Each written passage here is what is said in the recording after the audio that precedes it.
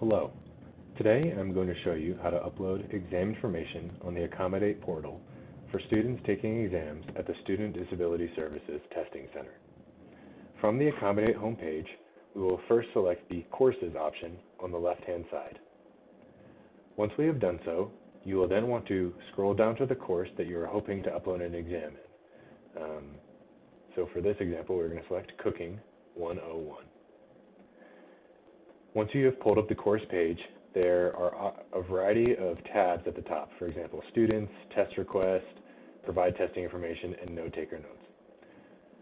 First, I want to look at the Test Request tab that shows us what student has requested to take an exam at the SDS Testing Center and the date and time of their request. When we want to upload the exam information, we select Provide Testing Information and then click again the block that says Provide Testing Information. Here, we will fill out all of the necessary testing information. So the exam title, this is going to be Exam 1. Description of the exam is first exam of the quarter. Time the test begins is 9 a.m. The amount of time the class has to take the exam. So in this, you put the amount of time that you're giving students in class to take the exam. Don't try to calculate the accommodated time already. Our system will do that for us. So I'm going to go ahead and say that the class has 50 minutes to take the exam. We'll go ahead and upload a testing file for this student. So I just made a fake testing file for that. We'll then select the start date and end date.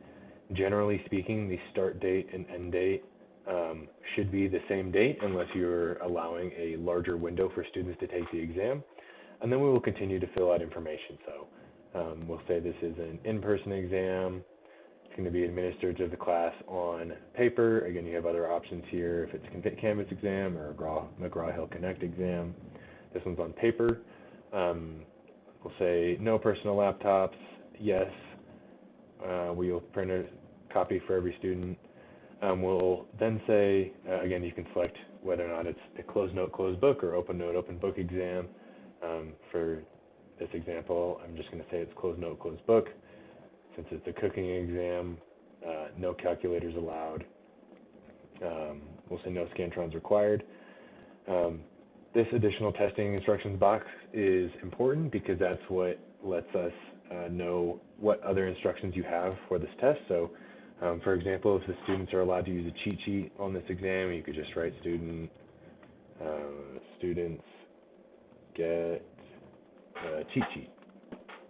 And that would be communicated to us so that we could communicate that and know that when the student shows up, they are allowed to have a cheat sheet.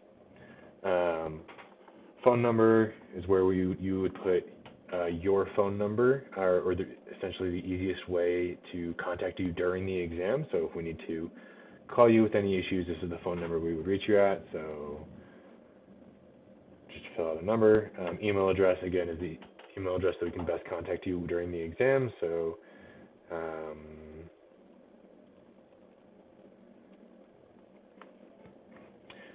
pages on the test file just lets us know how many pages we should have when we print out and just confirm that.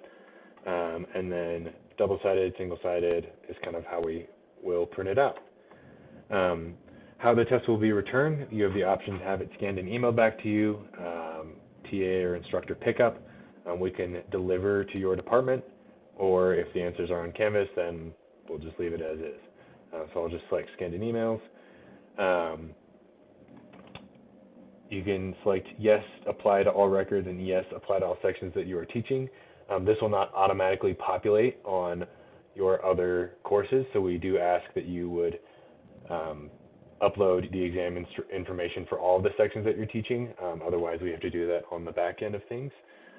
And then, again, this is just final information as to whether or not you'll let students who show up late to begin the exam, whether or not they get extra time, and if they ask for more time, whether or not they say yes, you say yes. So once you have filled out all the information, you will click Submit. You'll see the exam populate under testing information. And then if you go back to test request, you will also see the exam has populated under that student request. If you have any questions about this process, email the SDS Testing Center. Thanks.